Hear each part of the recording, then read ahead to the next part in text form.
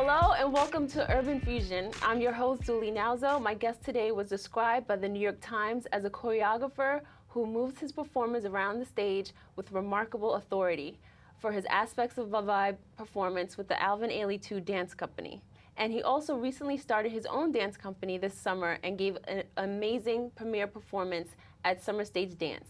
I'd like to welcome to the show Darrell Grand Moultrie. Welcome. Thank you. Thanks so much. I'm glad to be here.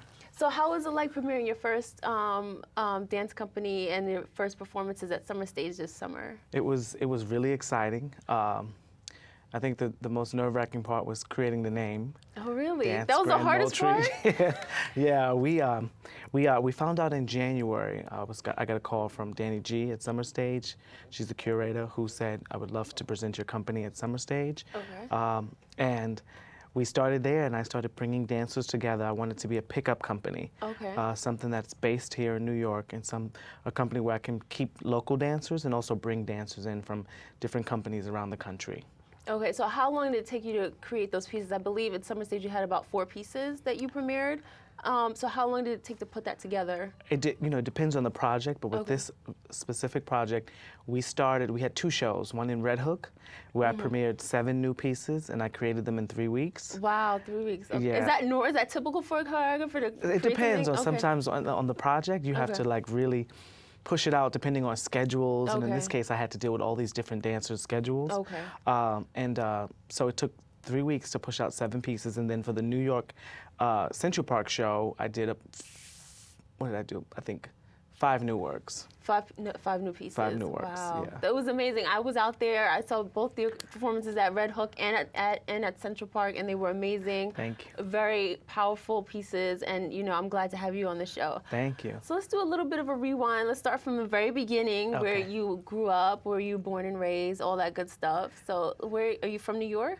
Born and raised in Harlem. I was born in Harlem Hospital. Harlem Hospital. Yes. Okay, cool. All right. In 1977. Oh, right. He just shouted out his age. That's right. Okay. Yeah, I'm 33, and I'm very proud. Okay.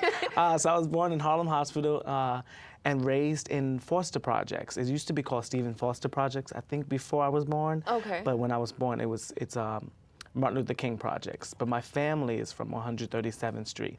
Okay. My mother, that's where she was born and raised, and then we moved.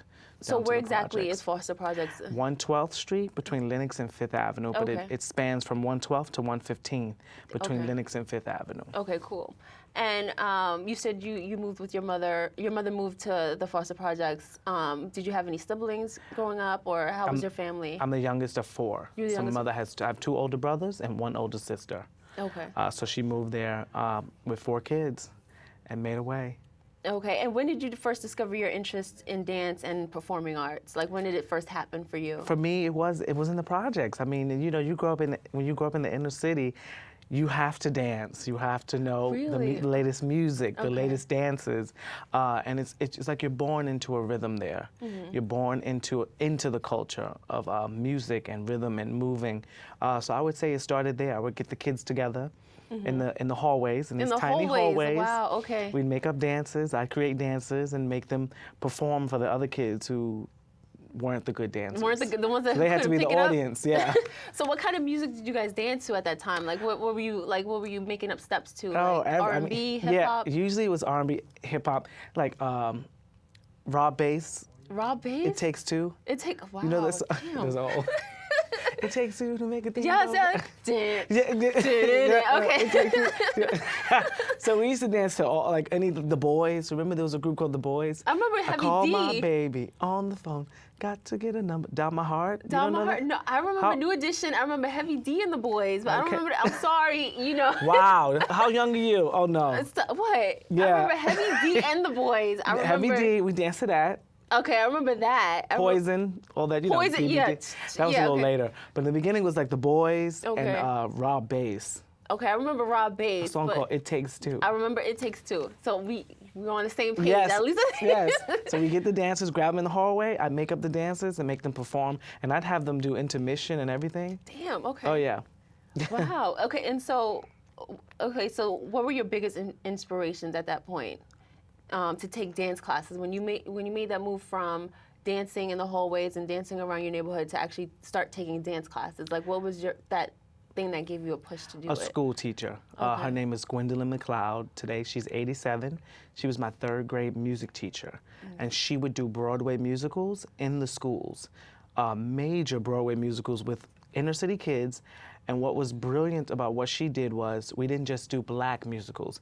I mean, we were doing Oklahoma, we were doing Mame, we were doing Little Abner, we were mixing it. So she exposed us to these major musicals. We had to learn the lines, the music, study the scripts.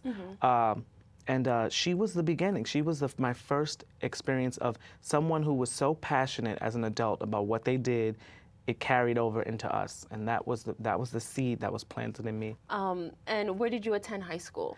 High school, I went to the Fame High School. You went to the Fame. For those who don't know what that is, okay. That's like dancing on the tables. No, we weren't dancing on tables, but I went to the Fame High School, and I going to Harbor in East Harlem prepared me for the LaGuardia auditions. How was the audition for high school? When I first got in, I auditioned for 3 different majors. I auditioned for vocal, drama, and dance. Okay. And I got in for vocal and dance, and I chose vocal. So the audition was, you show up, you have to stand in this room and sing. For the dance audition, you have to go in and take a ballet class with all the other kids, and then you have to do these solos in front of all the other students and the faculty. How many faculty were judging that? Probably like about 6 to 8 my God. on the panel, and they're intimidating. It's everything you kind of think it is like that. Wow. And then why did you choose vocal when you first started school? I didn't want to be called gay. You didn't? Yeah. So how was and it's that? awful. I mean, once I got to like my junior year, because when you go to LaGuardia, a school like LaGuardia is so mixed and it's so diverse, But my main thing was like, I don't want to go in the dance division. They're gonna call me gay. But you had that support coming in. Like you had the support. Everybody. But there's nothing like peer pressure when you step out of that support. Okay. I think that's the important thing, to teach children that you can train them to be strong, but you got to also train them how to react when they leave the nest. And I think my fear was that, I'll be teased, and it took me 2 years. And after my second year at LaGuardia, I was like, I'm out of here. I'm going to dance. I'm supposed to be dancing. I'm like, I'm not supposed to be singing in a choir. And where did you attend college after you finished high school? After high school, I went to Towson State University in Maryland, and I went there for a year.